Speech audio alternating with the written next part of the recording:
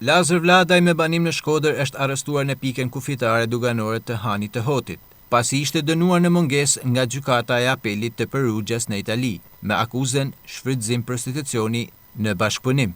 Për këtë rast, drejtoria e policisë së qarkut Shkodër publikoi komunikatën si me poshtë. Arrestohet një 44 vjeçar i shpallur në kërkim ndërkombëtar, i dënuar nga autoritetet italiane për shfrytëzim prostitucioni në bashkëpunim.